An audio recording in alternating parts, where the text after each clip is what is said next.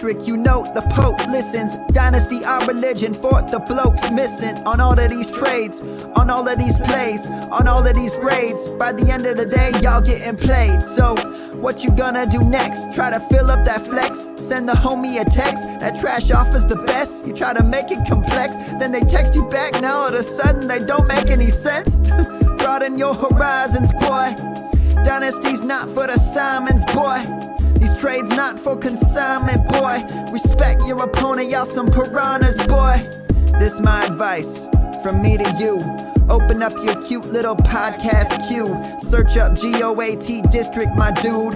Pop it in your ear, man. Y'all know what to do. It's the... And I always be traded. And I always be traded. And I always be trading. Y'all try to betray them, but first you gotta bait them. Fish.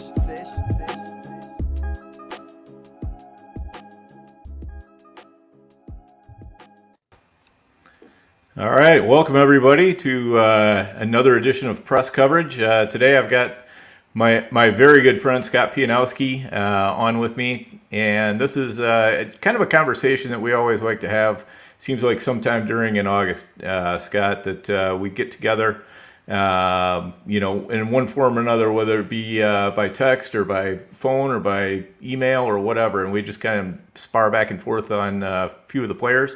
And so that's what we're going to be doing today, is just Scott and I kind of talking our way through situations that maybe don't make sense to one of us or the other of us, or maybe even both of us, and see if we can find any wisdom between us. So welcome, Scott. It's been great to have you as a friend all these years, and you're definitely somebody who I tremendously respect, and that,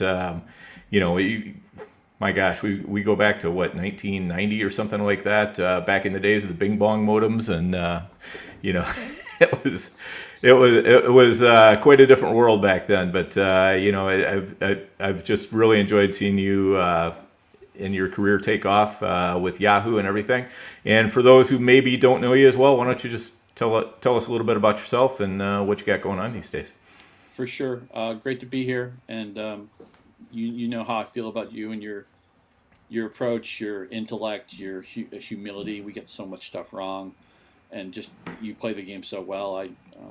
We did meet on Prodigy in the 90s, the dial-up days when I was still living at home and monopolizing the phone, much to the chagrin of everybody else I lived with. Trying to get that 9600 modem on so I could check my email and message boards and sports scores, see how the White Sox scored their run in the first inning. Oh, Frank Thomas drove in Ray Durham. That's nice.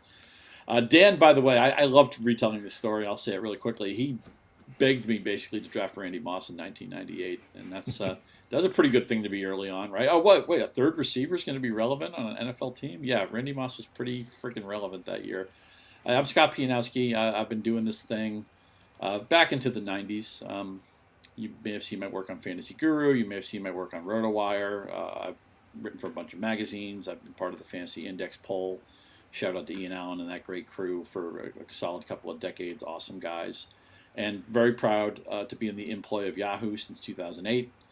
And, I played fantasy for a long time, which means I probably made every mistake you can make. I'm going to try to make fewer mistakes this year and hopefully have a winning season. And to me, as Dan said, we're old friends, and I just like to, at some point at this time of year, I want to take my notebook out and get out his notebook and compare notes and see, who do we both like, who do we both dislike, what we're doing with nebulous teams and situations, and if we disagree on anything, I immediately have to reopen the argument because we won't agree on everything. But if he has a different viewpoint on a player than I do, it just underscores that I need to reevaluate my stance. I may ultimately not change it, but Dan certainly is persuasive enough to change my mind because I have great respect for his approach, and I know how well he plays the game. And so let's get into it, man. Let's talk some football.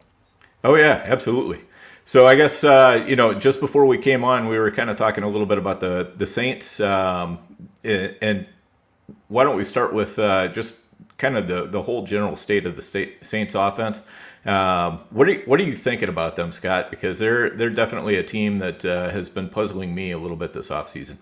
Yeah, they're a gigantic fade for me. And if the Saints wind up being a really good fantasy team, I'm sure the New Orleans fans are going to gang tackle me. They've already queued up my tweets, and that's fine. I mean, look, you root for your team, and if some analyst is wrong on them, by all means, take them down after the fact. That's just kind of what Twitter is. But I look at like a player like Kamara, who the suspension risk seems like it's off the table now. I mean, maybe there's a tiny amount of it, but it's pretty much negligible. So we're not considering that when we think if we want to draft him or not.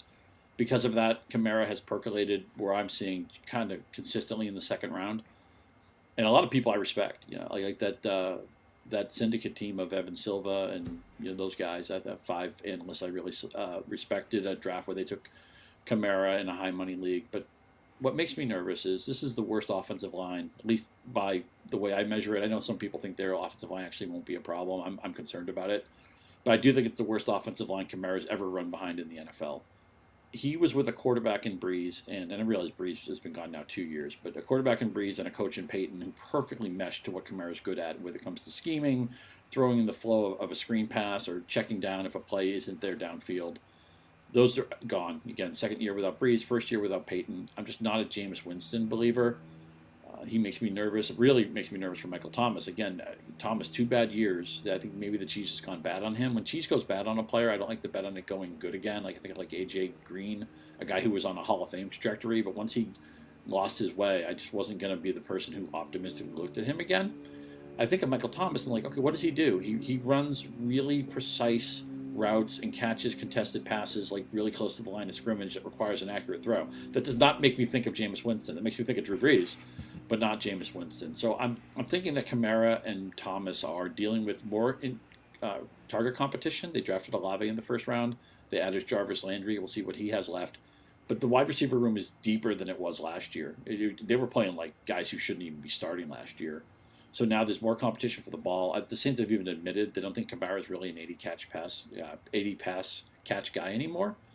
So I'm thinking, okay, I don't have the quarterback I want. I don't have the coach I want. I don't have the offensive line I want. And I don't have the role I want. I will never take Alvin Kamara in the second round. Yeah, he was a little bit more palatable when he was going in the third round, which he was for a while when seemed like there was more risk of suspension. And now that he's going in the second round, I won't say I've entirely held off, but I've taken very little of him. Just for basically the reasons that you mentioned. And, if they're going to be running him up the middle between the tackles, I don't really have any interest in Kamara because that's not what his forte is. And if he's not going to get those targets, that's what's really going to matter. I mean, if he can't come down with at least 60, 70 catches in this offense, it's going to be hard for him to return value. On the plus side, if you are pro Kamara, at least you can look at the depth chart and be like, well, who the heck else are they going to give the ball to? I mean, Mark Ingram, it's like he's 100 years old. There's nobody challenging him for the ball, but you make a great point that this offense does not want to live on him being an early down grinder and a between the tackles guy. Ultimately, I think they have to find somebody who could be that player. I wonder if they'd be in on Kareem Hunt if he was really offered around the league, because the Saints seem like a team that could maybe when we know running back is a position where talented players will get cut. When talented players start getting cut, I wonder if they'll be in on one of those guys, because it seems like a team that should probably be adding another running back, unless Mark Ingram is just going to age like Frank Gore, which I don't think is going to happen. But anyway, I'm a big Kamara is probably my splashiest fade this year. Although the player, I'll also tell you about a player that my favorite player who I won't draft is Debo Samuel, who I think is wonderful, fantastic. But what he did last year is not a sustainable business model. And now we have a new quarterback who, one, is going to run the ball a lot to himself. He's going to get his own carries. That's maybe good for the offense, but when a quarterback runs, nobody else benefits from it. And this offense will probably have less passing volume with Lance, as they want to get his feet wet. They don't want to overexpose him or put too much on his plate. And who's to say that Lance won't click with Kittle or Brandon Ayuk or somebody more than Samuel, even though Samuel's a wonderful player. I mean, you never really know how those things will play out. Debo's being drafted aggressively as he should. He had a fantastic year last year. He was one of those I think the term league winner is thrown out too much, but I mean, if you had guys like, if you had Cooper Kupp and Debo Samuel on your team, there's an excellent chance you got deep in your playoffs or maybe took the whole thing down. They were that important in that seismic. So Debo Samuel is somebody I love. I'll never get over the fact that the Patriots took N'Keal Harry when they could have had Debo or A.J. Brown, another player I love, Terry McLaurin, some of my favorite players in the league. But I'm not drafting Debo Samuel this year. It hurts, but I think it's the right move. Yeah, I'm with you there. I don't think I've clicked Debo yet this draft season with as many drafts as I've done. That's definitely saying something. But you know, I just can't get behind him until we're probably well into the third round, maybe even a little bit past that. I think there's a lot of injury risk there with his style of play. I think he got incredibly lucky last year, and as you said, everything just kind of came up aces for him last year, and I don't think that same thing's going to happen. And certainly, the pass volume is going to be a concern too. So, are you taking anybody out of the 49ers pass game, Scott, or are you just out on them completely? It's funny. Kittle's a lot like Debo. He might be the best pure tight end in the league, but I can't draft him either. I was in on Ayuk early when I thought the price was a little bit depressed. Now that's been chased up to. I don't hate the Ayuk price, but I'm not really targeting him either. I would think if all my drafts started now, I would think I'd probably be close to what a normal distribution would be of Ayuk. And again, I'm not drafting as much as you are, but we're heavy volume guys.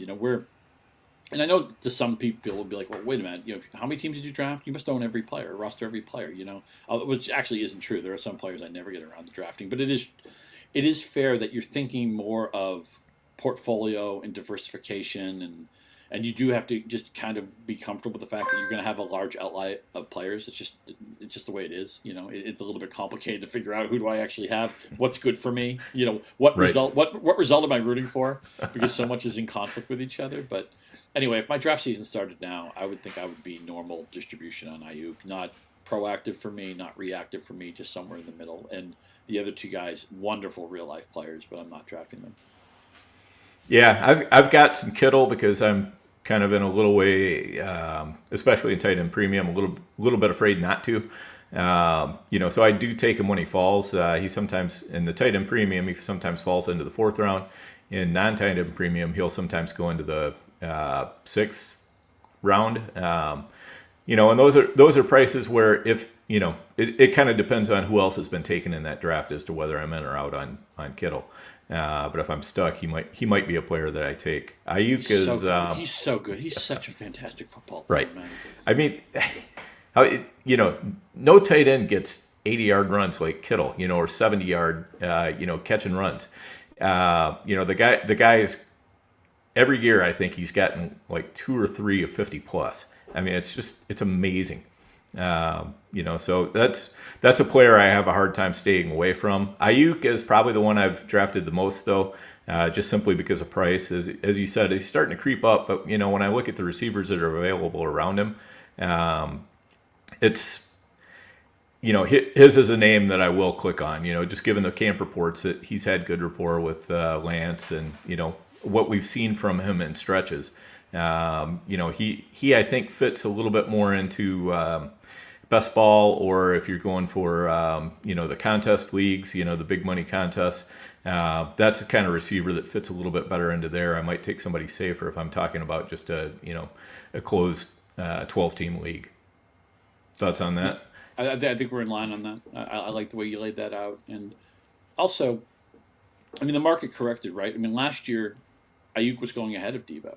And it was a great opportunity. We always talk about, like, if you had just gotten the Rams and 49ers right, if you realized that Kupp was the guy to get with the Rams and Debo was the guy to get in San Francisco, man, was your life going to be easy? You could have gotten a million things wrong, but that would have paid a lot of bills right there. But I think maybe the ADP just represents an overcorrection. That I think Debo is the better player, but Brandon Ayuk is still capable of being a star in this league. And I like that he was very early to him and Lance, running.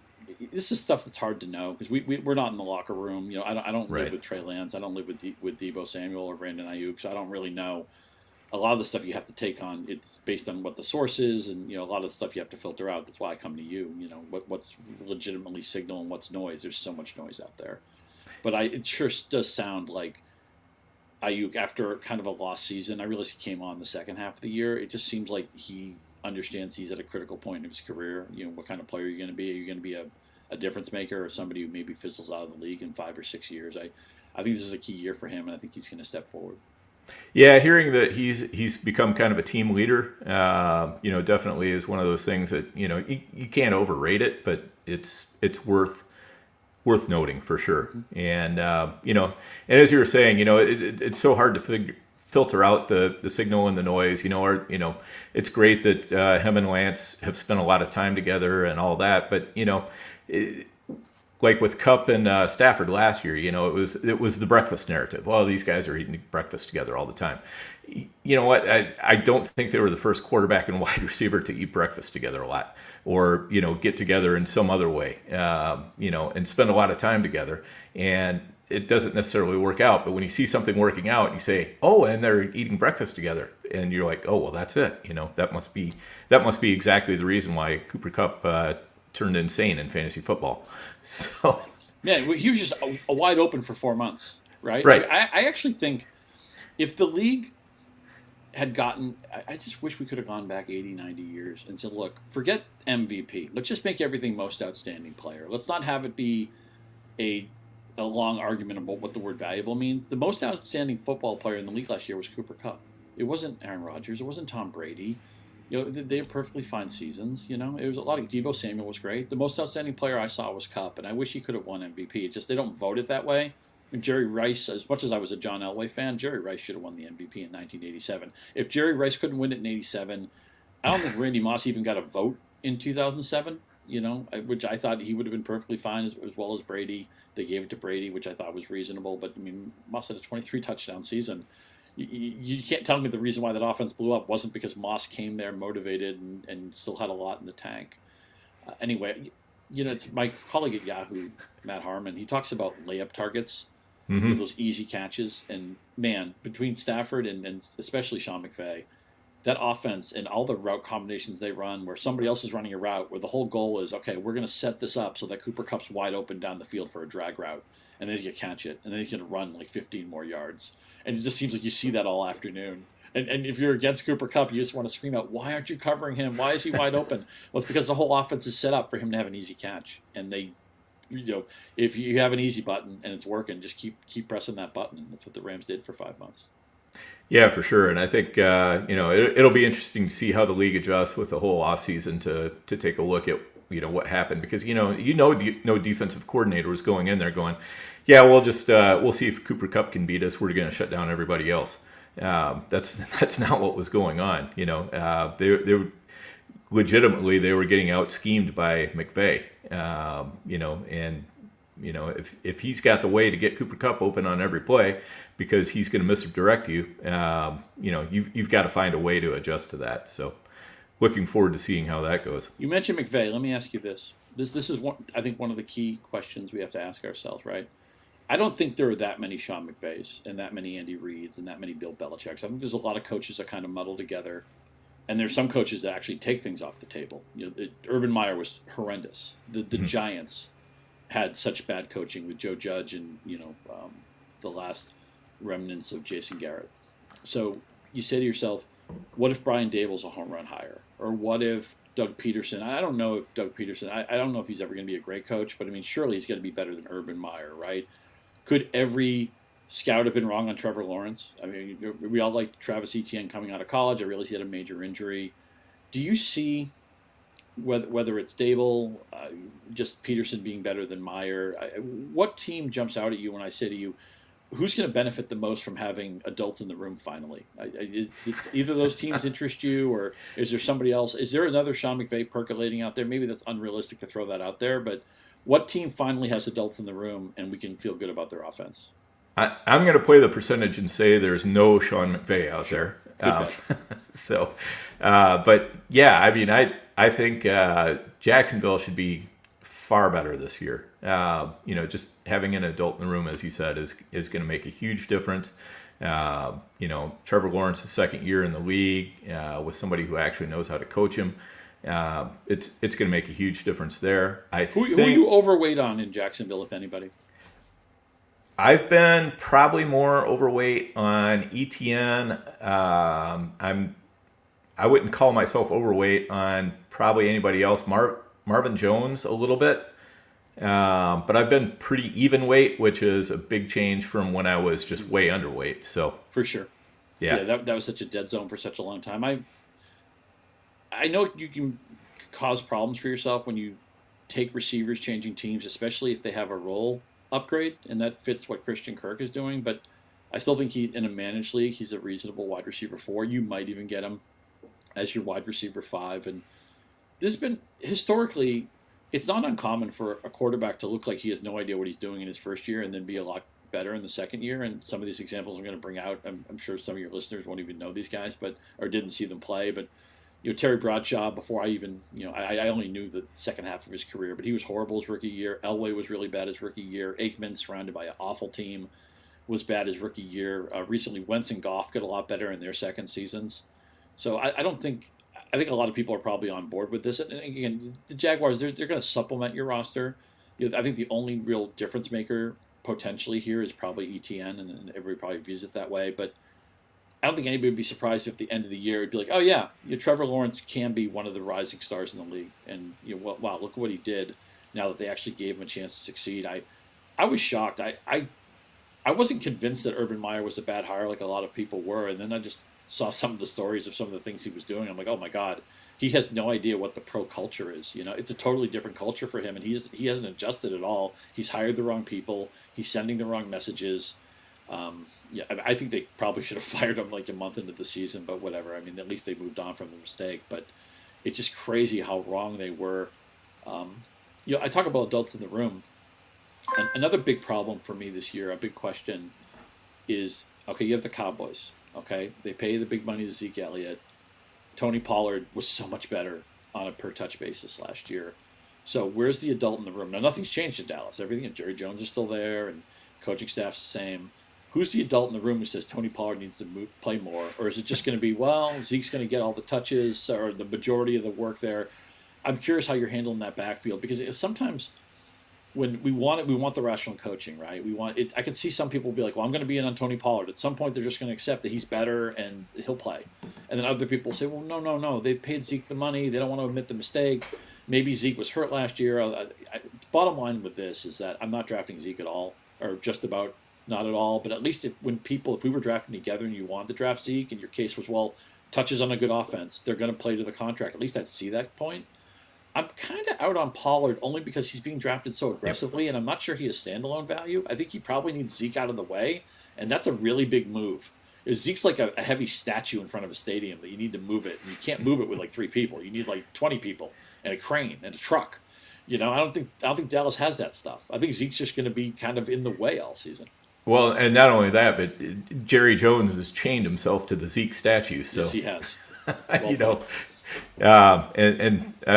I did not miss the metaphor of Zeke as a statue to start with, so that was a good one. I like that.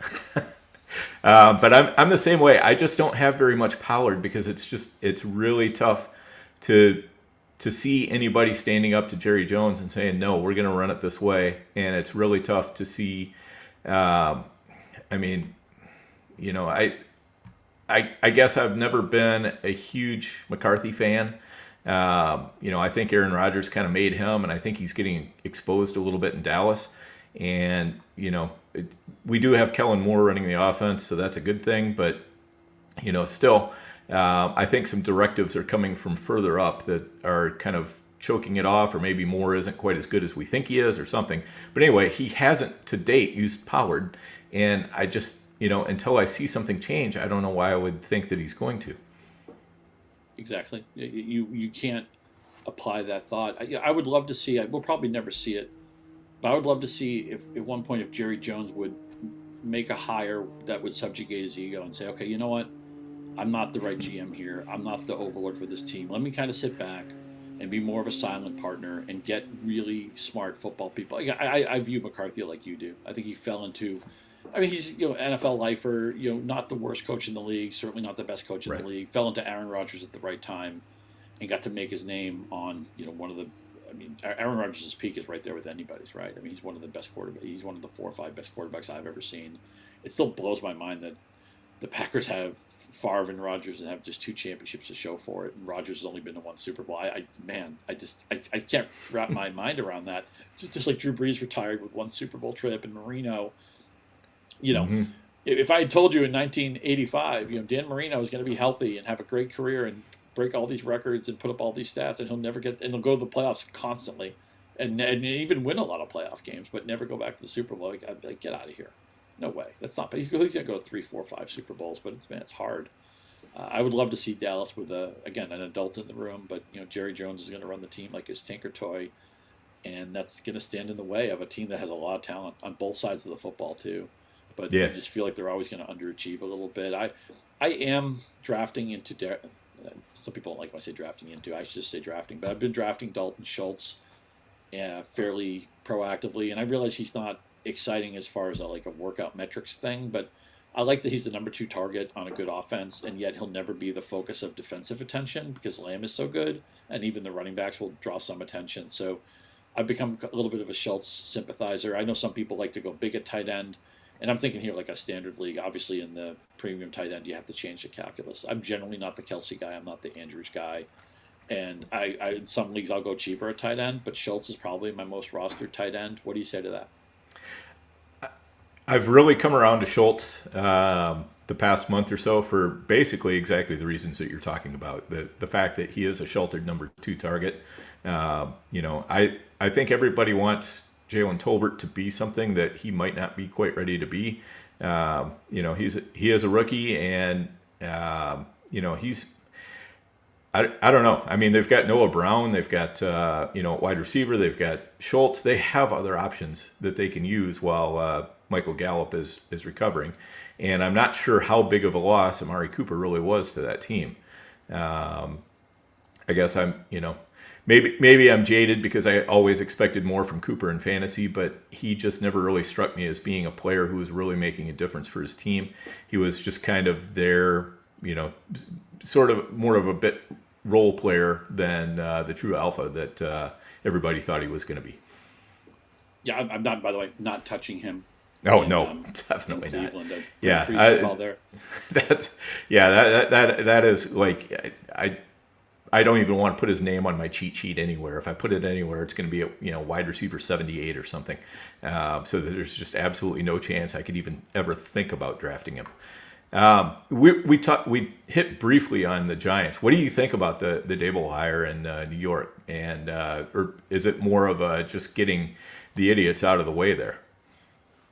If nothing else, even if he's just a non-idiot upgrade, I'm interested. And what if he's a good coach? As you said, it's wrong to expect anybody to be a McVay. That's just not or an Andy Reid. That those guys just come around so infrequently. But I do think Dable deserves some of the credit for the development of Josh Allen.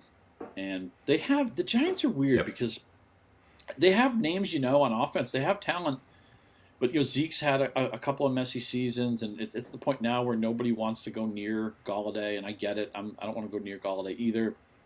Kadarius Toney moves really well when he's healthy, but it seems like he's hurt all the time. Wan'Dale Robinson has his fans, and he can certainly do some things. At the end of the day, I still think Daniel Jones has a chance to be a solid player. I think he's just been coached so poorly. I realize they overdrafted him. Nobody else was going to take him number 6 overall. And, he went to a non-power school and all that, but I like his athleticism. I still think he has a decent arm. And the problem is I don't know what receiver I want. I'm not going to take Galladay. I mean, Shepard's always hurt. He's hurt now. He's not going to be ready for the start of the season. I was into Toney maybe a month ago, but then with him having such a lost summer, I've kind of backed off that. Expecting Wan'Dale Robinson to hit the ground running is maybe too much. I haven't been proactive on Barkley. I can see how that could beat me. I realize he's still really young, so maybe we give him a chance to actually have a second act in the NFL. I think the Giants have a chance to be, kind of a plucky 6-11, 7-10 team. I hate 17 games, by the way. 16 was perfectly fine. Yes. Yes. But the odd thing is, this just sounds so weird, but most of my leagues are super flex leagues. Mm-hmm. The player I'm most proactive on this team is Daniel Jones, just because he goes outside the top 20, and I can tell myself a story where he's a top 15 quarterback, and I've made a profit on his ADP. He's the guy I'm drafting into. It sounds dumb because Daniel Jones has a chance to be horrible.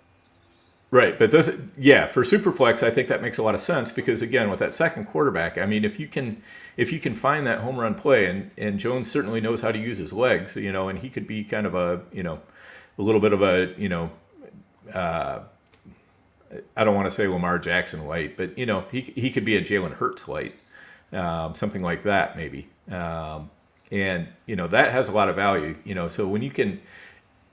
if he's your second or even your third quarterback in a super flex, there's a potential there to really have some upside to juice your team a lot. So I definitely understand that. Let's go back to Saquon real quick, though. I'm basically 100% in on Saquon, for better or worse. Maybe I'm wrong. I don't know. But last year I was 100% out. This year I'm 100% in. And the reason is just, last year I knew that his injury from 2020 was a lot worse than what they were letting on. Nobody was really talking about it, but there was more ligaments than just the ACL. And it was one of those things where, from what I had seen in running backs from past years, when they start getting multiple ligaments, it's basically a 2-year injury. They're not going to be back all the way in that first year. There's a lot of, compensating injuries and so forth like that that tend to happen. But if they can get healthy in the following, off season, I think that there is, a lot more possibility that they can kind of, the cheese can go good again, to use your analogy. So, what I like for sure is the situation. I mean, it's a fantastic situation. If you're looking for a safe player, it's not going to be Saquon. You're probably better off going with, like a Dalvin Cook and just, taking his 12 games and, saying I'm going to be good with that. And I know he's going to miss 4 or 5. But if you're really shooting for, trying to win a large tournament or something like that, I think you got to have some exposure in there to Saquon. I see it. No competition for the ball. The offensive line can't be worse. The coaching can't be worse. The infrastructure. I mean, they were the second half of the year. They were easily the worst offense in football. Any defense against them was like you're looking at like 7 points allowed for starters, and then whatever mistakes the offense would make, and then obviously they were ravaged by injury in addition to all the coaching that we don't trust. Ultimately, with Barkley, it comes down to we saw this with Dalvin Cook a few years ago. Sometimes with these guys, it's like you just got to give it a year, and the year 2 after the injury is when you want to be back in. And if that's the case with Barkley, and also they're going to probably, even though his efficiency hasn't been great as a receiver, he's probably set up. I talked about all the uncertainty in that receiver room.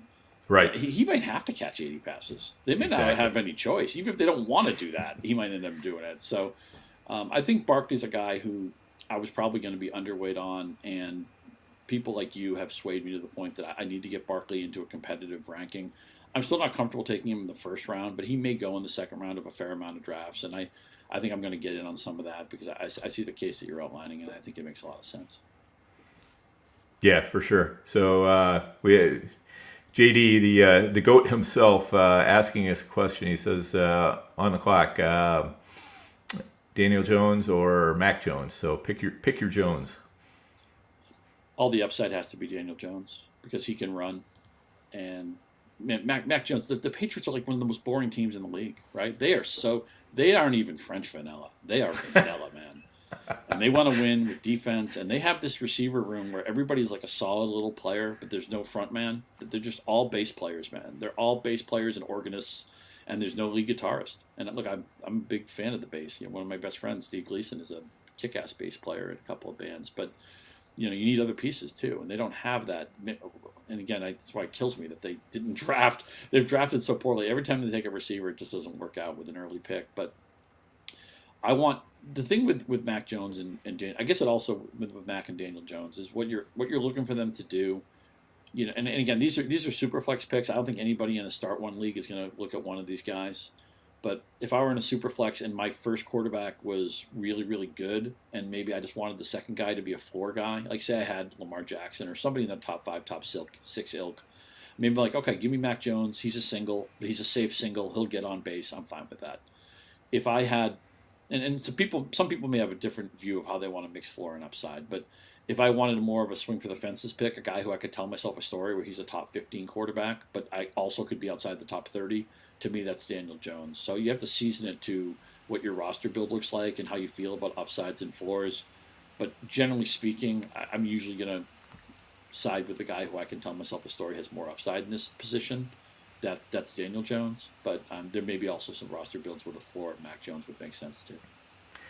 Yeah, I totally see that. And you did just mention Lamar. We've kind of mentioned him in passing, but let's get into that Ravens offense in general. I mean, what I see basically, Dobbins is not still quite all the way back. It sounds like we're hearing whispers that Mike Davis could be really, really involved early on. Gus Edwards is going to be out for 4 weeks. We know for sure because they put him on the PUP. And as far as the way that they kind of structured things over the offseason, doesn't it feel like to you that they want to get more back to running the ball, that like they felt they passed it? They were asking too much out of Lamar last year? Yeah, the fascinating thing to me with Lamar last year is he struggled so much against the blitz. The Bengals had a game where they beat Baltimore up, and Jackson was really bad on third down. He was bad on third down all year, and the idea is that don't play man against Jackson. Don't blitz him. You don't want his athleticism to run the play. And last year, people were beating Jackson that way. And I think he's at a really critical point in his career. And look, I realize he's already won an MVP. And he's another guy, I think, the second year, right, where he really popped. We talked about that for quarterbacks. But this is going to be the year where we're going to find out who Lamar is and what his second act is, because he had a really bad year last year. The Ravens were ravaged. I think they were the most injured team in the NFL. Certainly a deep roster. John Harbaugh's one of the right answers, a coach, and all that. And Justin Tucker's the best kicker in league history. The Ravens are a team. We just know the infrastructure there is so strong, and they have guys we want to draft, right? And Mark Andrews, you could make a strong case he should be the number 1 tight end. He's not going any lower than 2. And Rashad Bateman is going to have all the volume he can handle, because the rest of that wide receiver. This is another team when good players start getting cut. I think the Ravens will sniff around if any good receiver gets cut or an interesting receiver gets cut. And I keep wondering, I don't know if Will Fuller wants to play football anymore, but man, this would be a good team for him. The Cowboys get mentioned a lot, and maybe Fuller just doesn't want to play anymore. Maybe he's not healthy enough to contribute. I don't know. But it sure seems like this is a team that would give him a call, at least give him a workout and throw a couple of balls to him and see what you find out. For fantasy purposes, Jackson's I still think is really safe, because he that running ability, that running floor, the way the league is legislated, it's just you have a huge cheat code already baked into what he does. I just don't know how good of a passer he is. And again, I realize I'm talking about a guy who led the league in touchdown rate and won an MVP. I just was really spooked by how poorly he looked last year. Like he almost looked like a guy who'd never been coached. But maybe he just wasn't healthy. He wasn't confident. Maybe he just lost all confidence in Hollywood Brown. Maybe he lost all confidence in the rest of that offense. They weren't deep. Bateman missed half the year. And then I thought he was solid. This is the second half of the year. I wouldn't say he was great. Bateman's a guy I kind of struggle with, because I try not to get too bogged down by the underwear Olympics and combine stuff, but his measurables are actually really, really pedestrian. But he was really good in college, and so it's like what do you want to believe in? You believe in how quickly he established himself in college and how much he commanded market share. And look, he's got to command market share in Baltimore. He has to. They have one other guy, and they don't throw to their backs either. By the way, they never do. So it's like they need Rashad Bateman to be like a 120 target guy right away. He might even go higher than that. So do we believe in that, or do we believe in some of the underwear Olympic stuff? Is some of his measurables? I find myself not drafting Bateman only because where he goes, there are other receivers I usually like a little bit more. But I'm open-minded to the idea that I'm going to be a month into the season and Bateman's going to lead the NFL in targets, and I'm going to be like, oh man, I blew that. That was obvious. Yeah, I'm definitely in the Bateman camp. I've been drafting quite a bit of him lately, especially as I've kind of seen how the offense is going to unfold. I mean, I don't really expect anything out of Duvernay or Prochet. They're just going to be, real bit players at best. So I think the passing game is really going to flow through Bateman and Mark Andrews, and the whole Isaiah Likely thing that kind of caught me by surprise too. He was not somebody I was really on, because with okay, so for wide receivers, I tend to look at what their college production was, because I think it's a better indicator. At tight end, athleticism tends to tell you a little bit more about whether a tight end is likely to stick or not. But again, if a team is going to use somebody, and sometimes relatively unathletic, slow tight ends, if they're really agile, that can make the difference. And Likely does seem to have that agility, the ability to get himself open. And so if they're going to run 12 personnel, that means they're going to be putting definitely Bateman, definitely Andrews. I thought they were going to be putting more of a blocking tight end for the other for their other tight end. And it looks like they really plan to use more of Andrews and Likely, which kind of really changes up the calculus. For one thing, that's going to knock, they're not going to be using both Prochet and Duvernay or anything like that. It's just going to be one or the other of them. So it's gonna kind of funnel, I think, a lot of targets in towards Bateman. Probably funnel a lot of targets in towards Andrews. But then, Likely is going to be the guy that the defense isn't going to care about. So, and the way he was destroying teams in preseason, and yeah, he's going up against a lot of backups and everything else. But, I've in the late rounds, I've gotten interested in Likely. How about you? I can see it. It's fascinating that they drafted a tight end when they already had Andrews. And I realize tight ends can have different skill sets because Andrews was drafted the year they drafted Hayden Hurst. Right? They had that fascinating draft where their first round pick, they took Hurst, and then their first pick in the first round, and then they took Lamar Jackson, and then later they fell into Mark Andrews, who of course is really just kind of like a hybrid wide receiver in a lot of ways, and was a dynamic receiver in college. So I like the lesson of the Ravens that they're not afraid to. Some people would be like, well, you have Mark Andrews, what are you drafting a tight end for? You need a receiver, and then they saw the ability of Likely, and they went that way, and I think they'll be creative using him, and I like the way you applied that. It takes. As much as it might be tempting in deeper leagues to be like, oh, I can see Duvernay and Prochet, somebody's going to emerge there. No, I think there's no winner in that battle. It's just one of them's going to get 65 targets and one of them's going to get 47 targets. They will not matter. Right. Duvernay will run a kickback every once in a while or catch a 75-yard touchdown, and then he'll just be irrelevant for 5 or 6 weeks. The offense is going to support those guys. But I can see in your tight end premium leagues, in your fishbowl, which is a tight end scoring, I always stock up a lot of tight ends in that league. I see the case for Likely because I think the Ravens – they're smart. They see this is something that Belichick does, and I realize he's drafted really poorly with skill players, but he does really well with like defensive players a lot of times. Where it's like, it's not don't tell me what he can't do, tell me what he can do, and I'll find a use for that. And I think that's what the Ravens have done with Likely. They see something he can do. They see how he can fit into their offense. And look, they've already been. They knew they kind of had to have a knuckleball offense with Lamar Jackson. He's a different player than your classic quarterback, and they were fine with that. Okay, we're not going to. This is where the NFL screwed up a million years ago. Like Doug Flutie could have been a really good NFL player. He wouldn't have been an MVP, but he would have been like a plus player for years if somebody was willing to stick their neck out and change the shape of their offense and change the design of their offense. Something that we ultimately later saw where Drew Brees wasn't very tall. He still became a very good NFL player, a Hall of Famer, of course. Russell Wilson is really short. Kyler Murray now. Doug Flutie was just ahead of his time. If he came around at a point where the college and pro games were starting to merge and the concepts were getting more similar and the game was more about spread, was more about the quarterback doesn't have to be in the pocket all the time, or we'll find a way to make it so he can see and find a throwing lane. Flutie would have been a great player. And obviously he went to Canada and was awesome, but I felt cheated. We could have had a really fun. I thought he was really fun on the Bills for that moment.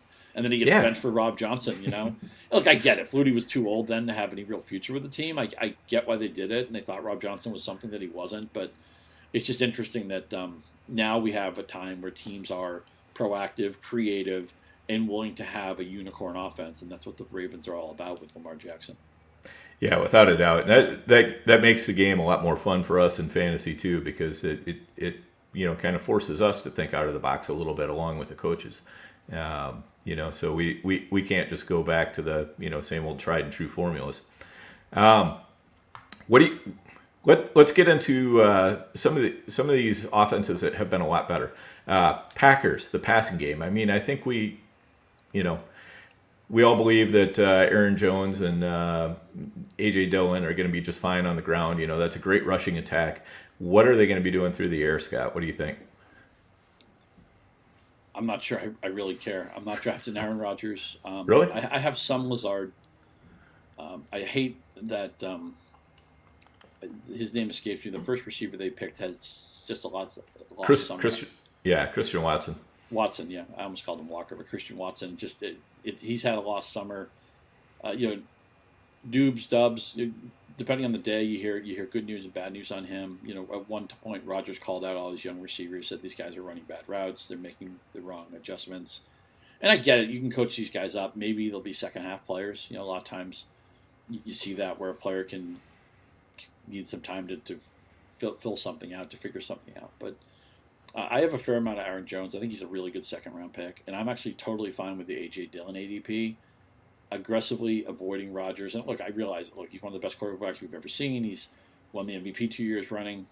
Initially, they denied that he was blindsided by the Adams move, but then it's since come out, at least sure seems like, that he didn't know that Adams wasn't coming back. And I think it's going to be a lot of Aaron Rodgers giving the side eye to his teammates, or throwing his hands up, or throwing a football, it just bounces in the turf, and the announcer goes, "Oh, I don't think Aaron Rodgers thought he was going to break that route off right there," and that's why he's thrown to a spot. He thinks Devontae Adams would have been there, Jordy Nelson would have been there, but these inexperienced receivers, they haven't run enough routes with him. The only guy I can if we were drafting together, if you were pro Allen Lazard, I'd at least listen to it. I see the case. I mean, at least he's already in the circle of trust to some extent. Rodgers has always championed him playing more. I could see maybe Lazard percolates up to like 970 and 7 or something like that, where he's like wide receiver 4-ish, maybe a low end wide receiver 3, but that's about it. I'm going to have a lot of Jones. I'm going to have a fair amount of Dillon, and for the most part, I'm avoiding everybody else.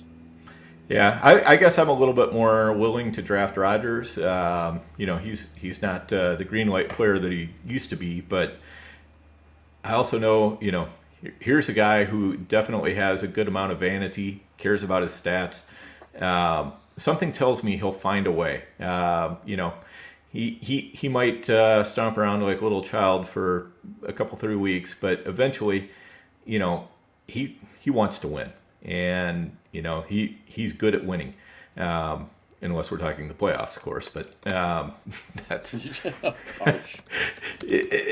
and the other thing is that if you look at what his floor has been, he never gets you less than like 20 points per game in fantasy. Assuming 4 passing touchdowns or whatever. He's always kind of hanging in that top 10. And maybe I don't necessarily see the path, but there's been times where I haven't necessarily seen the path in the past either. So I'm more willing to give him a little bit of a pass. I'm not going to, I'm not going to proactively draft him, but if he drops and, he's kind of going in that tier with, Carr and Cousins right now. Do you have a favorite out of that tier? Yeah, I have. I'll say, to close the book on Rodgers, somebody could reasonably say, well, when have you lost money on Aaron Rodgers? When have you regretted having Aaron Rodgers? But I think you also could have said that about Tom Brady. And then at the end of his New England career, he just had such pedestrian help around him. And granted, we do like the Green Bay running backs. And there's nobody who doesn't like that combination of Jones and Dillon on some level. And they can, Jones can catch it. Dillon isn't a zero in the passing game, even though he was in college. So we have to respect those guys. But I think this is a case where Rodgers he needs some help. You need to have some difference makers. They just don't have them. As far as Carr and Cousins, I'm drafting a lot of those guys, especially in 2 quarterback rooms or best ball rooms, super flex rooms. I actually have an uncomfortable amount of Derek Carr at this point, and I think I have too much, to the point that if I'm at a coin flip with involving Derek Carr, I'm ready to start taking the other guy just to balance myself out a little bit more. But I less love that they can be dragged by guys. I think Kirk Cousins has always been misunderstood. He's a little bit better than average, to almost like a borderline Pro Bowl guy. He's not going to be the MVP of the league. You're not going to win a championship probably with him unless everything else goes right. But he's good. And even if he's not good, he may throw a 7-yard slant to Justin Jefferson, and Jefferson might house it. And he's got a really good red zone chemistry with Adam Thielen. And even though Thielen's way too old to be drafted proactively, I keep getting into rooms where nobody wants Adam Thielen, and I'm taking him as my wide receiver 4 or even my wide receiver 5. I'm fine with that. I'm just looking to get on base. I hope my other receivers are the really exciting guys, and Thielen can have another boring 945, 8 touchdown, 10 touchdown season, which I think he can do. But Cousins can be dragged by Cook. He can be dragged by Jefferson. I would hope Irv Smith one of these years can stay healthy, because I really think there's a good football player there, but you need to be on the field. In the case of Carr, hate the offensive line. Won't draft Josh Jacobs on a bet. I don't think they like Jacobs either. They've already made it clear they're probably moving on from him. So what do you have here? Adams and Carr, they go back to Fresno State. That was a long time ago. But look, at least they know each other already. At least there's some familiarity there. At least they didn't have to be like, oh, what's your phone number? What kind of routes do you like to run? What do you like to eat on Wednesday night? They already know all that stuff. And Devontae Adams is a dynamic touchdown scorer. He's an unbelievable player in space. And while we'll never see the Rodgers Adams, I weep for the Rodgers Adams routes we won't see anymore, because that was just so beautiful. But I got to figure that Carr and Adams can be some version of that, just a lower version of that. I think Hunter Renfrow is dissed in some circles. I don't understand why. I mean, he wins on option routes. He wins on third down. He's just made to have 100 catches, and I realize it may be 100 catches for 920 yards, and that frustrates some people, but that's not going away. And even though Darren Waller makes me a little bit nervous, just his age and his physical history, he's still a really good tight end. This could be a team where the offensive line is substandard, and when your offensive line is not great, it's easier to mask it in the passing game than the running game. I don't like their running backs anyway. I think they're going to be in a lot of high-scoring games. Carr is, again, kind of like Cousins. Is he sexy MVP candidate? No. You going to win a championship with him? Probably not. Can he be a top 10, top 12 quarterback even with almost no rushing ability or no rushing juice? Yeah, I think he can be because he's got really good pieces. And in the case of the Raiders, I think they're going to throw it 600-plus times. I think they're going to be one of the top 10 teams in proactively throwing the ball or maybe even reactively throwing it because they're behind by 17 points. So I've been drafting Adams more than I thought I would. When Adams left, I thought, okay, I'm probably siding towards being out on Adams, and I've since kind of gotten back in on Adams because I just think and realize he's getting close to that age too where you start getting nervous, but maybe it's another year of relevance for him where he can get 13 or 14 touchdowns. I'm ready to start backing off the Carr because I have too much of it, but I think Carr, especially in like home leagues where there's nothing sexy about him, and I bet in some home leagues he'll just be sitting in the green room, sipping a drink, checking his text messages. Nobody wants to talk to him. And the people who took quarterbacks early will be like, how did you get Derek Carr, in the 13th round or something like that? Because in a home league, nobody's going to care. He's just not sexy at all. He's got a bad haircut. He's just got an ordinary name. He even had a brother who played, David Carr, Derek Carr. Why do parents give their kids names that sound similar? Jared Weaver and Jeff Weaver. Give them different names, different first letters. But boring, all boring team, right? Minnesota and Vegas. You got Adam Thielen, all boring team. Derek Carr, all boring team. I wouldn't want a team of all boring. I wouldn't want my team to be exactly all boring guys, but I certainly have a soft spot for those guys. Yeah, for sure. And in fairness, both those teams have a lot of sizzle with their lead wideout, and yes, Justin Jefferson and Devontae Adams. Yeah, I really like Cousins, I should say, just simply because of the fact that, as a Vikings fan, I'm a lot more iffy on Cousins, but as a fantasy football owner, player, I'm much more interested in Cousins because he sometimes gets himself into situations, and sometimes that Vikings defense gets him into situations where he's just got to throw the ball. And, he has also gotten, he's been a top 12 quarterback multiple times, and nobody really pays any attention to that. And now he's getting, and he was doing some of that with Zimmer as his head coach, who was just, basically it's come out that, Zimmer didn't care for Cousins at all. That not that was a big surprise to anybody here in Minnesota, but, it is one of those situations where he's gotten an upgrade in offense this year, I think. And, so I'm interested to see how that comes out. And I think he's a little bit of a cheat code if you wait on quarterback and you just say, you know what, I'm not taking a quarterback until it's time for Cousins to go. Mm-hmm. That's I think he could probably, get right up there in the, top 7 or 8 signal callers. I don't think that's unreasonable. He could be what people expect Tom Brady to be or Russell Wilson to be or something like that. He can definitely jump a tier. Right. Because people are, again, there's just nothing sexy about him. And this offense, as you were alluding to, they're getting a remodel. This is like your favorite restaurant that needed to be repainted like 5 years ago.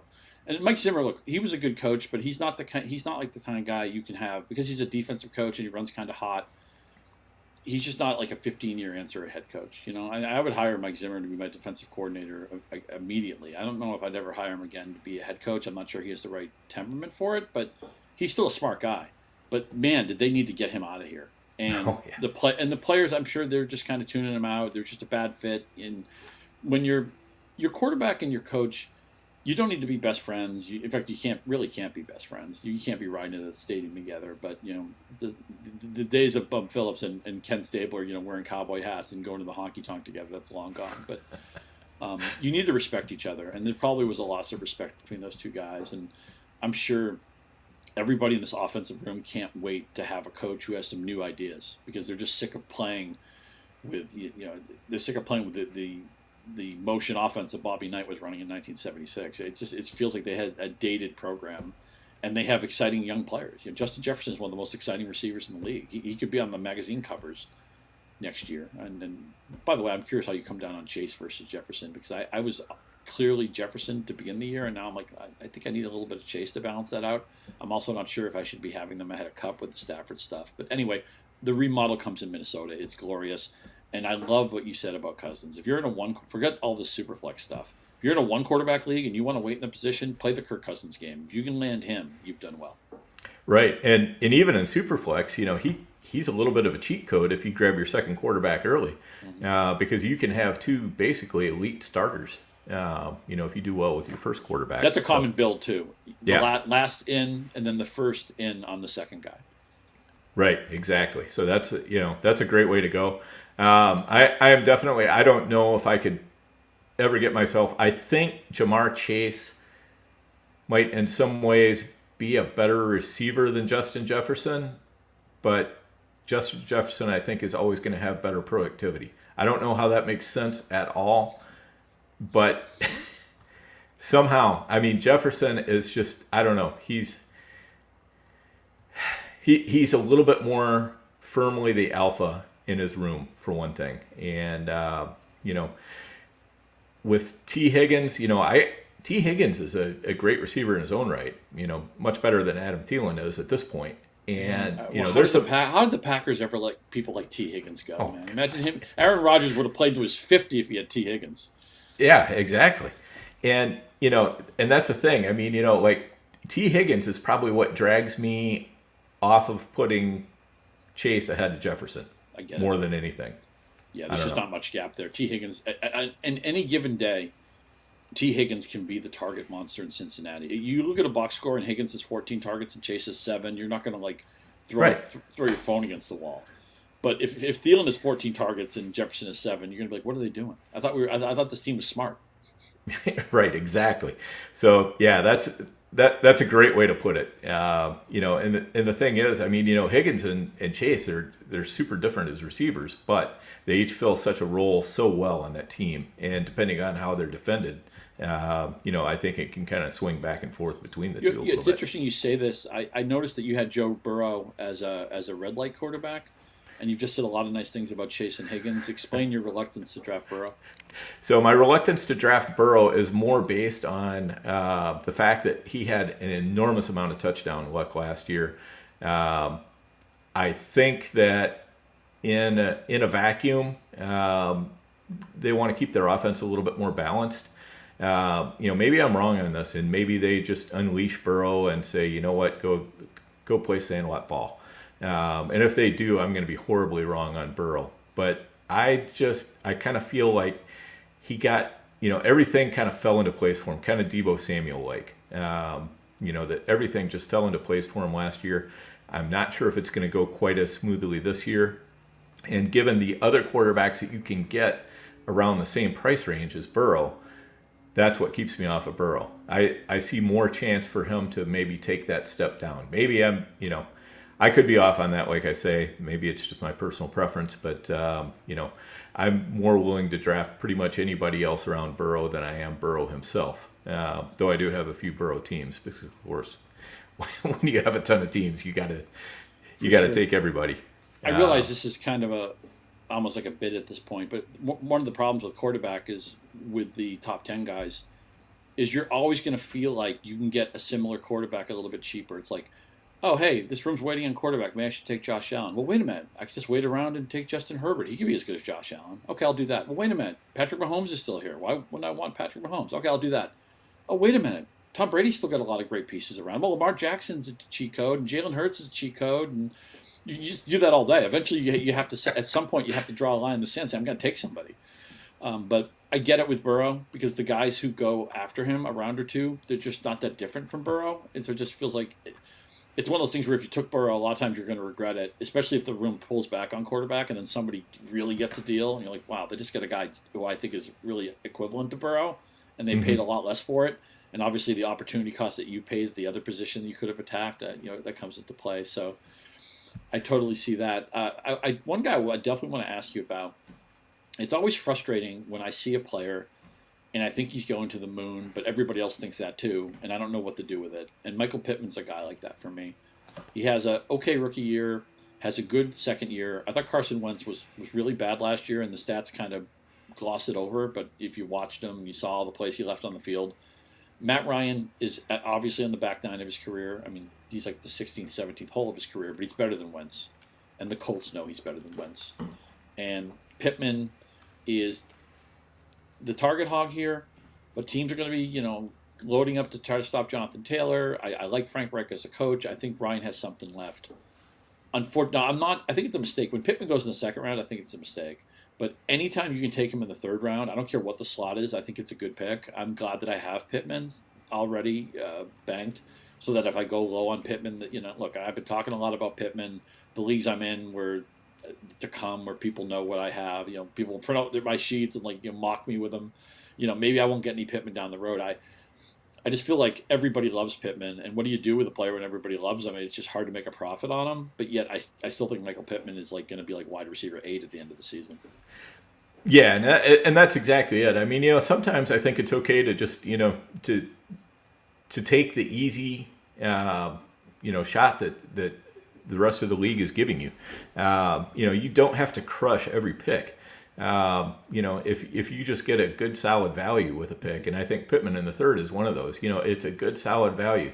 Is he going to win you your league? Probably not. But can he be a valuable contributor on a team that wins a league? I think so. You're building a foundation. You're putting a brick down. It's like golf. Sometimes par is a good score, right? Right.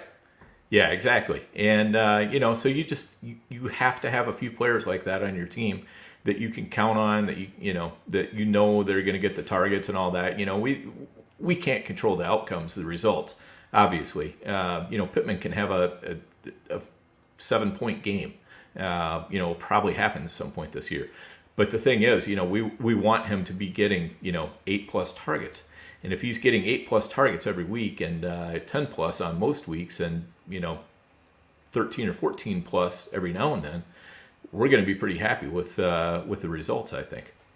I also love where he is career arc. I mean, you and I are old enough to remember when year 3 for a receiver was when you first wanted to get in on a player. It's like, okay, give them 2 years to figure it out.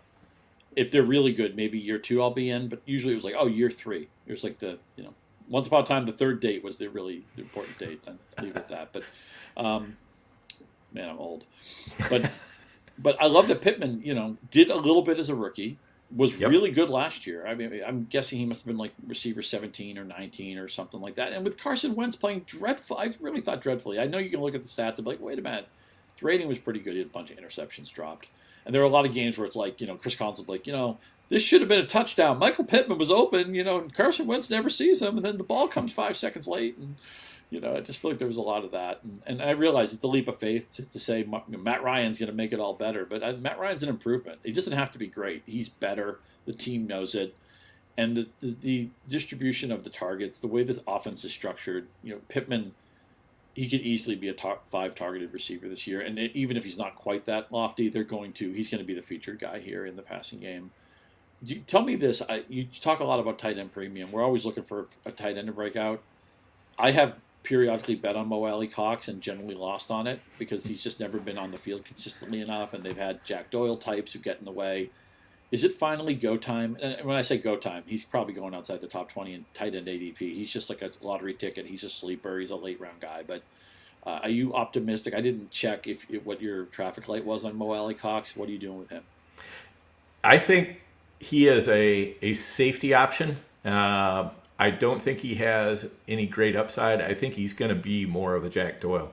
Okay. I mean, and I saw an interview with him a couple days ago where he basically said, "Yeah, I'm getting the Jack Doyle stuff." I think if there is a to put another Colts tight end name down, if there's an Eric Ebron, it's going to be Kylan Granson. But again, that's. I think that's unlikely that Granson can pull off an Ebron, to say the least, but he would fit more in that role. Who's a frisky tight end outside the top 10? Is it Everett? Is it Ingram? I know if you want a single, maybe it's Hooper, but I mean, is there do you see a guy who could leap a lot who's going kind of late? A couple guys. I mean, I think Everett definitely has a plausible path, but I'm a little bit worried because I just don't think he's ever going to be better than third on the target tree. A couple guys I really like. That might be a reach. I mean, they have two good receivers and Eckler, and that's a lot off the table right away. Right, and then Palmer, Palmer's is getting too, better for sure. So, Everett's one of those guys I take more as a safe guy, but I can sort of see the path if I squint. Evan Ingram I like a lot, and I know I get a lot of crap for it because I mean we've all seen him with his stone hands, dropping pass after pass. Evan Ingram owes everybody money. Let's face it. Yes, he does. There's no question about it. But I'm buying in again, just basically because the price is cheap. He's going to an offense. I mean, Trevor Lawrence was throwing to the tight ends left and right last year. It was. They were signing guys off the street. They were leading the team in targets the very next week. And then, Doug Peterson has always designed an offense that, flows, a lot of targets through the tight end as well. So Ingram is somebody that I definitely like, but probably my best pick for a really late, really cheap, Brevin Jordan. And he could end up going absolutely nowhere. But the nice thing is you're going to know within a couple, 3 weeks, what you've got. And, if it's not right, you move on. But I like looking for my upside there, especially in tight end premium, because I don't think, if you draft the Travis Kelce, if you draft Mark Andrews, you're not really gaining a huge leg up on the field because of what you're giving up at wide receiver or running back, right? So you got to, they have to smash, or otherwise you're falling behind. Whereas if you let other people take those players and then you sit back and wait and you say, I'm going to take Cole Kmet because I know he's going to get 100 plus targets. I'm going to take Evan Ingram because I think he could be a sneaky piece. I'm going to take a Brevin Jordan because of the fact that he's super cheap and I'll know really fast whether he's going to be good or not. But I mean, Brevin Jordan could be second on that team in targets. I like Nico Collins. I think he's an interesting case for a breakout player, but I'm not willing to say that Nico Collins is going to be a better target for Davis Mills than Brevin Jordan is. We know Cooks is going to be great, but somebody else has got to step into that void. And I think it's possible that Davis Mills might be a quality player. Yeah, I totally agree. Davis Mills is one of those. He's really my safety in best ball leagues or super flex, things like that. He's a guy that I like getting. Once we get back down past quarterback 24, and everybody's getting into their third quarterbacks. Some people are going Carson Wentz and some people are going Baker Mayfield. I'm like, man, I'll just wait even a little bit later and take Davis Mills. I love that. You say Baker Mayfield. Let me ask you this. This is something that's always driving us crazy. We know DJ Moore is a good football player. DJ Moore doesn't score touchdowns largely because he's been playing with such poor quarterback play. Baker Mayfield, again, I talked about Goff, being a disappointment at 101 overall in the NFL, but not being a stiff. Mayfield was maybe a slight disappointment in his Cleveland days, but he wasn't bad. He had his moments. And then last year he was hurt, and a lot of things went wrong with Cleveland. He obviously had a horrible year. I think at some point they just should have said, look, a healthy Case Keenum is better than a hurt Baker Mayfield. And they were reluctant to do that. I don't know that Baker Mayfield's ever going to be great again. I don't know he's ever going to run the commercial market the way he did the last year or two. But, man, he's got to be better than Teddy Bridgewater and Sam Darnold, right? Is this the year? And look, in a lot of leagues, so what? You're not in one quarterback league, you don't want Baker Mayfield. That's fine. Maybe even Superflex, you don't want him. That's fine. I'm just asking for selfish reasons. Can we finally get this DJ Moore thing off the ground? I would love it. I mean, I think my question has always been, is Baker Mayfield really good at throwing touchdowns or not? And it's a weird question to ask, but we've just never seen him other than his rookie year when defenses didn't really understand him. We haven't seen him throw that many touchdowns. I think he can run the offense a lot better than Sam Darnold or Matt Corral could have before he went on IR. But I don't think he's great, but is he good enough for DJ Moore? That's a question that I'm wrestling with, just every bit as much as you. I think DJ Moore is not going to seriously disappoint us. He's going in the basically in the fourth round, fifth round sometimes. Kind of depends on what sort of league you're in, but DJ Moore is one of those players that he's going to get his 100 catches, and the touchdowns are going to tell the story, and I'm just not sure that he's going to get those touchdowns. So I'm drafting some, but you never know. Things could break right, and he could have one of those 10 touchdown seasons. While we're in Carolina, where do you come down on Taylor versus McCaffrey? I think McCaffrey has the higher upside. I think Taylor has a much safer floor. Agreed. So it really. So what do you do? You're on the clock at 1, and I realize that because of the volume you play in, you're going to draft both those guys some of the time. But if let's just say somebody gifted you and I an entry into a $1 million league. This is our one shot. There's no diversification here. We get the 101 pick. And let's just say, for the sake of argument, we decided we're not going to consider anybody else, no receiver or whatever, and it's going to be Taylor or McCaffrey. What do we do? I'm going to take. I mean, if it's a single shot at $1 million, I'm probably taking McCaffrey there. If I'm in, a home league versus my buddies, or some kind of a other contained league, I might lean a little bit more towards Taylor, just because of that safety, and he's got a high enough ceiling every week, and he's got that great offensive line and everything else. So I like the way you frame that. The more you respect your competition. Now, on one hand, I'm going to talk out of both sides of my mouth here, because I think there are some people in our industry who have tried to impart the wisdom that you get to be a daredevil with every pick and forget floor, and we don't know who's going to get hurt anyway. Just swing for the fences 20 times and then your draft's over. And I don't agree. I see the soul of that, and I appreciate it, and on some levels I'll apply that, because certainly some of your picks have to be upside. There's a point where your draft becomes all upside, because what's the point of trying to hit a single in the late rounds? All format dependent. There's actually some leagues where if you have a heavy amount of starters, or if you have very limited waiver availability, some leagues you can only make a certain amount of pickups or something, then floor picks actually have some value. And I actually like leagues that put in rules that allow for some floor picks. I always call them Mohamed Sanu leagues, where it's like, okay, I got 800 yards and 5 touchdowns, and that's good in this league, because it's like there's no pickups. I'm in a league where we draft 400 guys. There's no pickups. If you can just find the Jacoby Myers, mini breakout of 70 catches for 748 yards and 3 touchdowns, it helps you. But where in a common fantasy league where there's no upside for players like that, they don't help you. So go ahead. Oh, it's just funny that you said Jacoby Myers, because that was exactly the name that was in my mind when you were talking about that kind of player. He's become the new Sanu, right? To the point that he's even maybe better at throwing the touchdown pass than he is at catching the touchdown pass, much like Mohamed Sanu, one of the all-time great passers in NFL history. I don't know why they didn't do more of that. And the Patriots sure love anybody who played quarterback, right?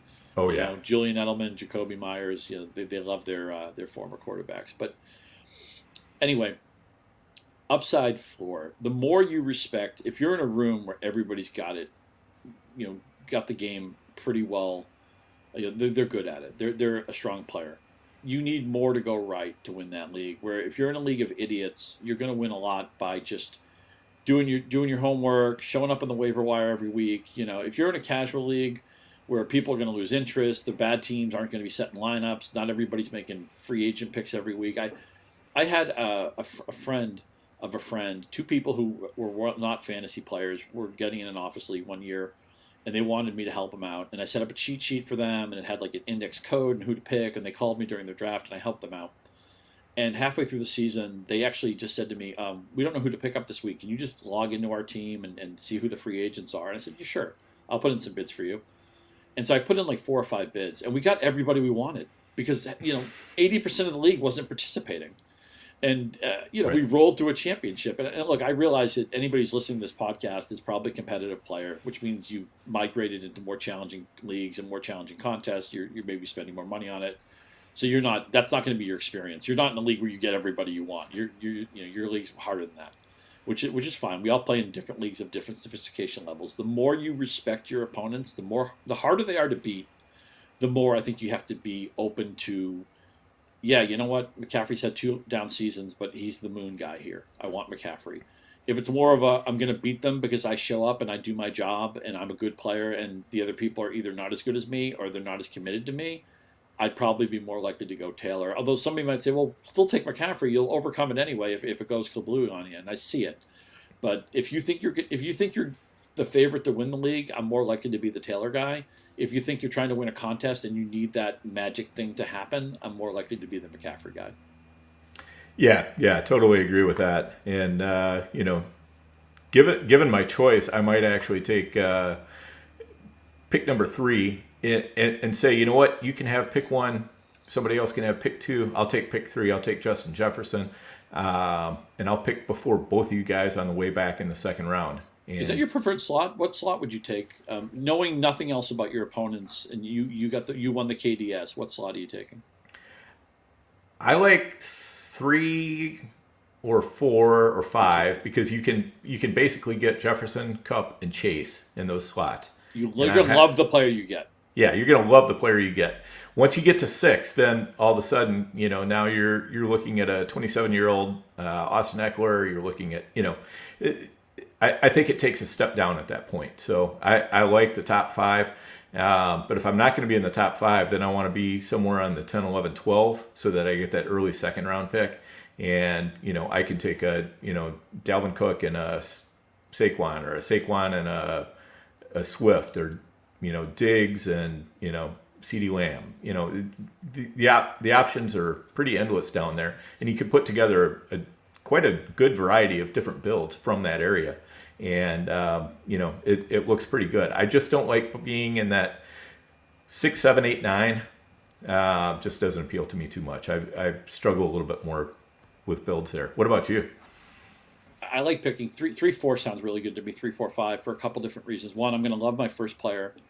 I'm going to get a really good player in the second, third rounds, and then at that point, once you get in the 4th and 5th rounds, it's going to be very common where the players start to look the same, and the player you consider in the 5th round is still there in the 6th round, or a player you don't take last 2 more rounds because you can't take him because you filled the position or whatever it is. The point is that talent drops off so significantly that usually picking early and getting 3 of your players before most people is a good idea. The other thing about picking 3, 4, or 5 is I like being able to use the neighborhood context to my advantage, meaning, like, say I'm picking 4th, and the draft is going from 12 down to 1. When it gets to me and I need to make a decision between 2 players, I can look at teams 1, 2, and 3, their roster construction, and at least make an inference on what they might do. And it might enable me to play the arbitrage game well because they already have a certain roster construction, and I can make a good guess on what they may or may not pick. It's not always perfect, and some people will draft in a screwy way and it will mess you up. But I like having that in as something I can consider during the draft. I really don't like drafting 1st or 12th because I feel like the draft gets away from me sometimes. And I know some people love picking in pairs. Some people love being on the end. They would actually choose those spots. I prefer not to be on the end. I don't mind if I'm near the end, but I don't like the actual end piece.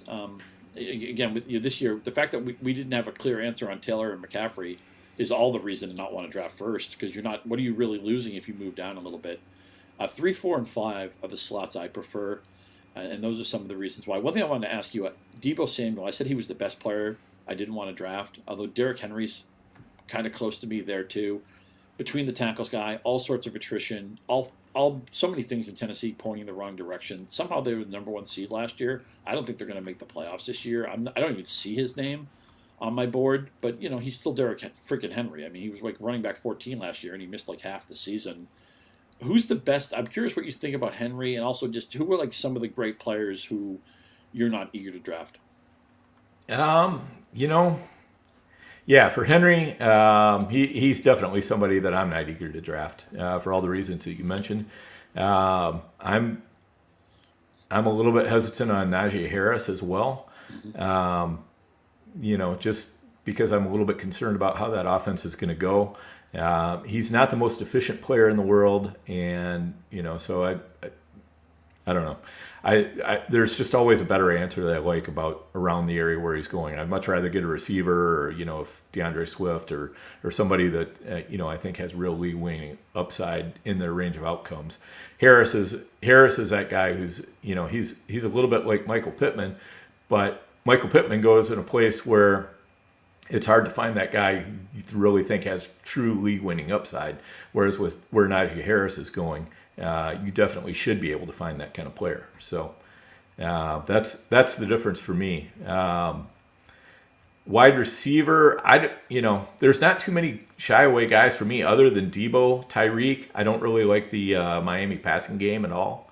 I don't really have a lot of faith in Tua to do what needs to be done. I don't really have a lot of faith that McDaniel wants to even pass that much. I think he'd rather run the ball as much as he can and play a little bit of hide and seek with Debo and unleash Tyreek from time to time. But with Jalen Waddle there too, and Tyreek kind of getting over that past the age apex, there's definitely reasons to be concerned with Tyreek. I'd rather draft Waddle at his ADP than Tyreek at his. I don't know how you feel about that. Once. I just don't know if Tua is good, and Hill's being drafted as if Tua is definitely good, if not very good. I can see the headline in October. Friends of Tyreek Hill say, receiver regrets ever leaving Kansas City, and it's saying that, by the way. Let me again. One thing I wanted to get from you. I think the hardest team to figure. Like I can talk about, I don't know, like what the Giants receivers are going to shake down as, but whatever. If I don't find the right Giants receiver, I'll live. And maybe there isn't a right Giants receiver. I know Patrick Mahomes is a god, and I know Andy Reid is brilliant. And I gotta figure. Look, we know Kelsey is Kelsey, and although I'm not really drafting Kelsey, but I respect Kelsey. He's a walk-in Hall of Famer. He's gonna probably do what he does. He's just getting to the age where I get a little concerned about a tight end, but that's fine. If you want Kelsey, I'm not gonna tell you no. But I got to figure Andy Reid and Patrick Mahomes are so good that they make somebody, whether it's one of the running backs, it's one of the receivers, and there's so much personnel changing here. I got to figure I'm going to look back and smack my head and say, why didn't I have more of that guy on Kansas City? And I've really struggled. At one point I thought maybe I'll be in on Juju, and they did give MVS a lot of money, and Pacheco has risen up the board, and I think everybody's kind of like, they don't really like CEH, and he's MEH, and he never should have gone in the first round and all this stuff.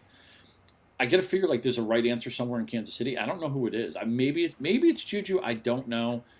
Give me some clarity to how you're playing the Chiefs. I'm pretty much in the same spot you are, Scott. I mean, I don't have a lot of clarity on it. What I can tell you is I'm not drafting CEH. Me neither. Just can't bring myself to do it. That's my most confident take, is I'm not taking him. I can give you that with conviction. There you go. Yeah, same thing. I mean, because, with that, ever since Mahomes and Reid started, since Mahomes started playing for Reid, that running game has been just like an undecipherable mess. And so I'm definitely not taking the most expensive guy out of an undecipherable mess. I loved it when Pacheco was going cheap. I was on him early. I got quite a few cheap shares. He's now getting chased up into the place where it's a little bit tougher to take him. When you're talking about 9th, 10th round, that's a tough place to take a running back like that. What I am doing is I'm taking a lot of Jerick McKinnon late, just because I think he is going to have a role in the offense. I think he's going to have some high value touches. He's not a player I'm going to ever feel good about inserting on my starting lineup, but also if I'm in a jam, there are a lot worse options out there. So, and if anything happens to either of the other two, McKinnon's probably in a lot better spot as well. So, and as far as the passing game goes, yeah, I mean, obviously Kelsey is Kelsey. Juju, his preseason injury here definitely worries me a little bit. I don't know that MVS really has what it takes to become anything more than a flex player or somebody you're throwing in, for a bye week or something like that. I guess where I have the most hope is Sky Moore. Mm-hmm. I think he is a really good prospect. I think he's still struggling to find his way a little bit, but if he does find his way this year, he could be a fantastic player. With Mahomes throwing him the ball, and especially if they start giving him a little bit of the, some of the Mecole Hardman stuff, or what used to be the Tyreek Hill stuff where he's doing end arounds. Because really, getting Hardman out of the way, that's where more gets into the picture. If he can move Hardman out of the way, and Hardman is definitely a movable object. I think Hardman has moved himself out of the way. I've given up on Hardman ever becoming anything, and I think the personnel moves of the Chiefs tell you that they don't have any high hopes for Hardman either. That they think, okay, this guy is just a bottom of the roster gadgety guy who we can't trust to be reliable. Yeah, for sure. And also, Scott, before I get you out of here, and we do need to get you out of here. I've held on to you far too long here, but it's been a great conversation, so I really do appreciate it. Let's talk George Pickens. Yes, let's talk George Pickens. Well, I mean, I know your show is a dynasty-based show, and this is going to sound so cop-out-ish what I say, but I would love Pickens on all my dynasty rosters, but I'm just afraid he may have trouble paying off his rising seasonal ADP because Deontay's still good.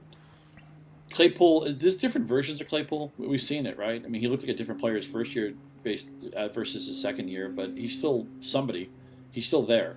He's still got some ability. And their quarterbacks might stink. I think George Pickens could be not just a good NFL player. I think he could be a special player. I think he may be like a top 10 fantasy wideout at some point in his early career arc. I think he's got that kind of upside. But I until they get this quarterback thing situated, because Pickett's not ready to play. Trubisky's still kind of a hot mess. I don't want to see Mason Rudolph on an NFL field anytime ever again. And Johnson I kind of struggle with because I think he's a good player. I've never felt like he was like an electric player or an unstoppable player. I always felt like the shape of the offense conveniently for him filtered into what he did best. And that's like all Roethlisberger could really do was throw those little cheap little passes to Johnson. Not that Johnson isn't good, but I never watched Johnson think, okay, this guy like tilts the field, or this guy like, oh my God, defensive coordinators are going to be petrified of Deontay Johnson. I think he's a nice player. I think ideally he'd be your number 2 someday. Yeah. It won't be. I don't think it's going to be this year, but really soon, George Pickens is going to be their number 1. I would love to have him next year or the year after in seasonal. This year, I think he might be a little bit overpriced, although he went in the super flex auction last night, or draft, I should say, to Jeff Erickson at a pretty reasonable price.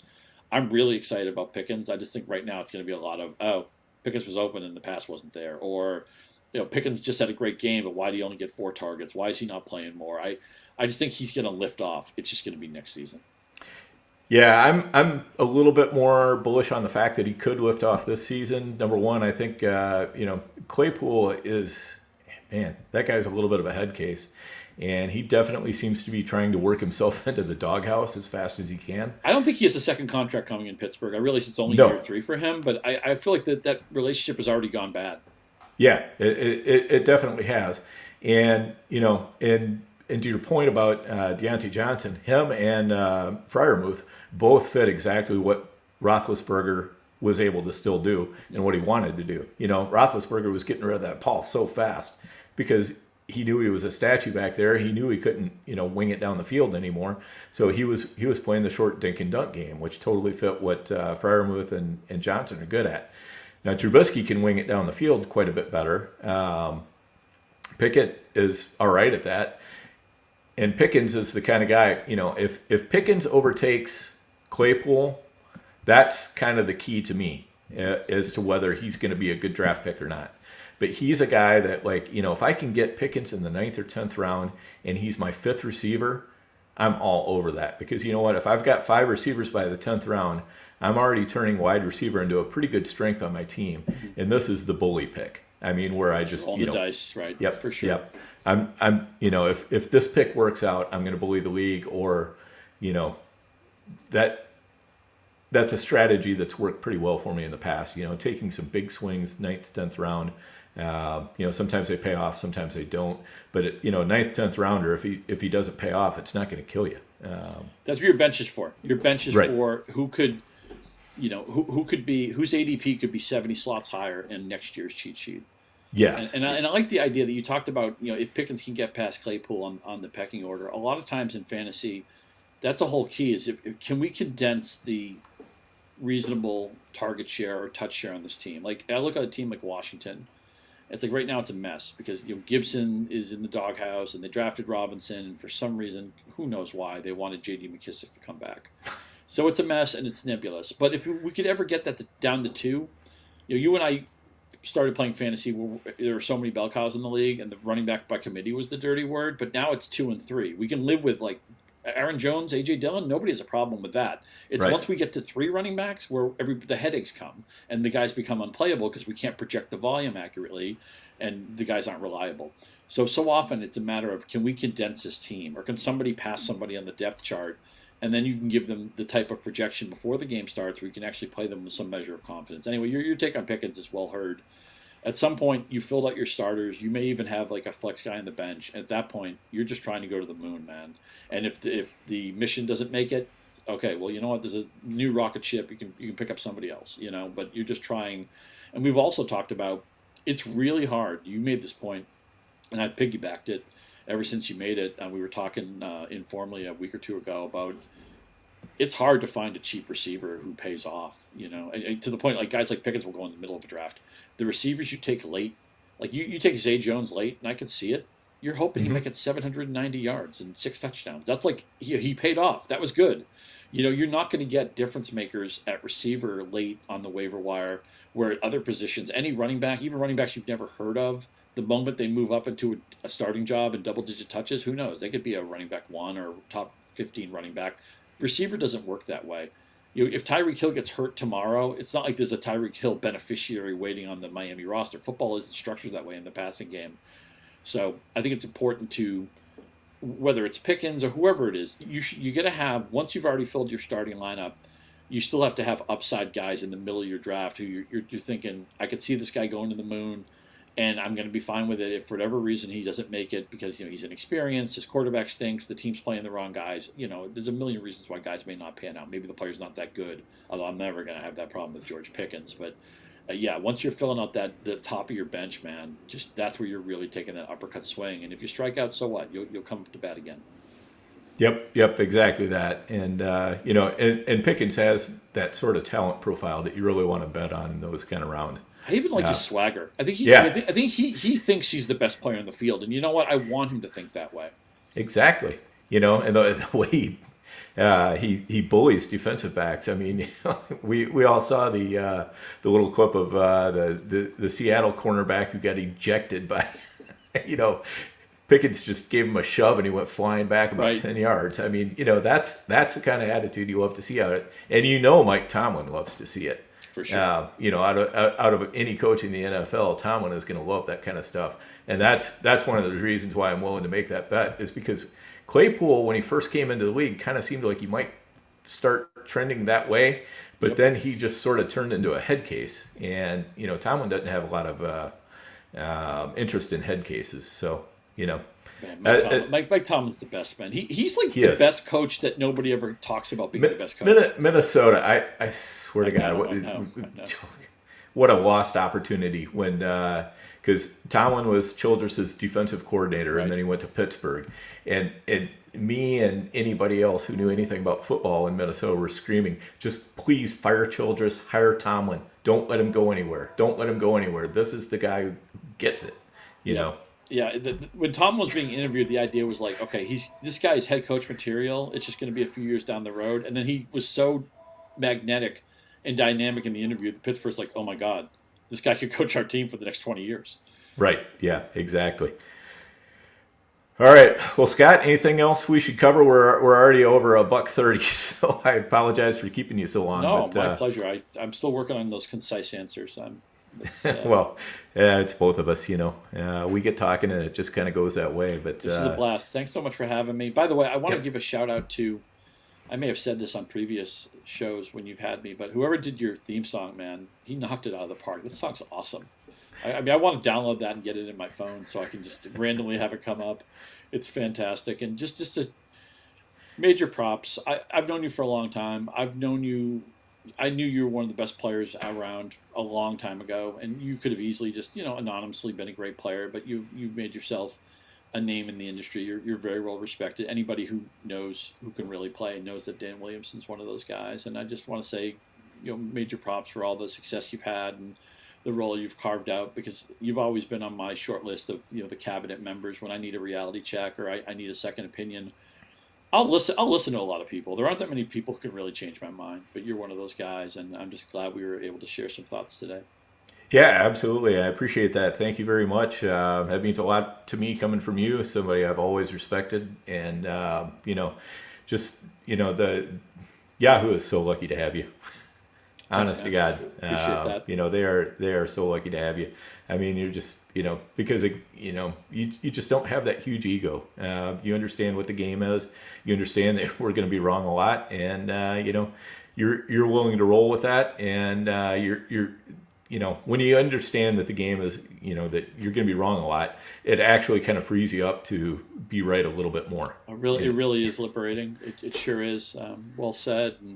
And I guess I should just give a little bit of plug to Yahoo. So, you can find me on Twitter, Scott_Pianowski, as you see on the screen. Yahoo's a good place to play. I know there's a lot of different management software sites and all that. And, you probably have one that you like. But Yahoo's got a really intuitive app. We have regular drafts. We have auction drafts. We have DFS products and stuff like that. So I hope you'll consider Yahoo as you make those choices for those final leagues. And, of course, I'm part of the podcast game over there. Matt Harmon is our full-time host for the Yahoo Fantasy Football Forecast. I'll be on a couple of shows during the season. I've been on a bunch of shows in the preseason. I'm also part of a premium podcast with Michael Salfino called The Breakfast Table. We've been doing that for a long time, so you might want to check that out. I'm more of a field player, more of a gut player, observational player, although I certainly have to speak stats. Mike's more of a stat-driven data guy, although he's, of course, an observational guy as well, so I think our styles are different, but they mesh well together. So check that out if you want. And again, thanks for having me. Catch me on Twitter. I know you and I will have an open conversation all season. And man, I'm excited for you. Your Vikings have finally remodeled. They finally repainted the kitchen. They finally repainted the basement. And it's go time, man. It's Justin Jefferson to the moon. It's Kirk Cousins, quarterback 5. I'm in for it. Yeah, let's hope. I mean, I'm the eternal pessimist when it comes to the Vikings, but hopefully they can make a run here and do something good this year. Do you like them to win the division? As what the odds are? I mean, you look at it, right? Look, Chicago's bad. Right. Detroit's like a cute story, but look, what's their upside? 7-8 wins if 9 if they really fall right. I mean, Detroit's never winning 12 games. And Green Bay has a lot of things moving in the wrong direction. The defense is still very good, and it's hard to imagine a Rodgers team being bad. But man, I don't know the odds. I don't have the odds in front of me, and I'm not. I used to play a lot of like preseason futures and stuff. I've kind of moved away from that. I don't like having my money tied up for one thing, but I got to figure the only price I could really get behind, because I don't think Detroit's ready to win it. I think they're a few years away. I'm not even sure if Campbell is more of a emotional appeal guy or actually a schematic guy. I know he'll rally the players. I just don't know that he's good enough X's and O's, although maybe the assistant coaches can be that. Bottom line is, I think Minnesota's the value here. What do you think? Yeah, I think they're definitely the value. I mean, if I could just pick one team to win and I only get one pick, it's going to be Green Bay. But But yeah, I would like the odds on Minnesota a lot better. Just getting the better odds. So, and one other thing before we get out of here, I got to say, Scott, you're one of the best writers I've ever seen in the fantasy industry. Honestly, anything that you write, I would read it no matter what it's about. So you just do such a great job at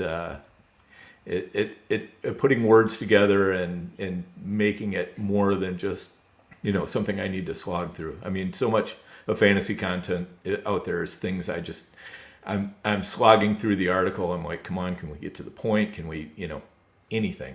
And you're entertaining. You have that combination of entertainment and brevity, and just and everything you say is right on. So appreciate that. I really appreciate that. I think I'm much more brevity is my friend much more as a writer than it is as a podcast host. But that's a really nice compliment. I appreciate that. And again, I'm just going to leave you with this. You mentioned it, but I'll underscore it. Stay humble, my friends. Yes. We will be humbled. We will be wrong. And let's try to learn from it. I always say this, let's figure out the season before our opponents do. In our managed leagues, I realize a lot of us are playing best ball and stuff. A lot of our leagues, you've already done the heavy lifting. But in a managed seasonal league, you've done part of it. You drafted your team, or you're about to draft your team, or auction your team, go get your team. And then it's about good choices starting, good waiver choices, good trade choices, get that leverage. Go get a defense that has a really good schedule early on. That's my hack there. The Colts are good for that. The Broncos are good for that. I don't want to get the Bills defense. I don't want to play the Rams in week 1. I want to play a bad team in week 1. But let's stay humble. Let's try to figure out that season before our opponents do, and hopefully let's have a great year. And again, thanks so much for having me. This was a blast. Yeah, definitely. Thank you, Scott. And with that, we are going to go ahead and get ourselves out of here.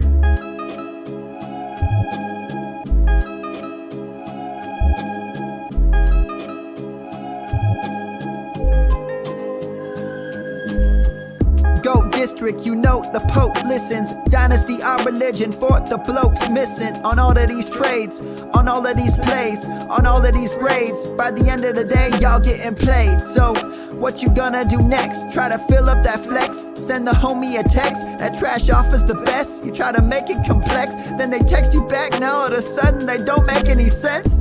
Broaden your horizons, boy. Dynasty's not for the Simons, boy. These trades not for consignment, boy. Respect your opponent, y'all some piranhas, boy. This my advice, from me to you.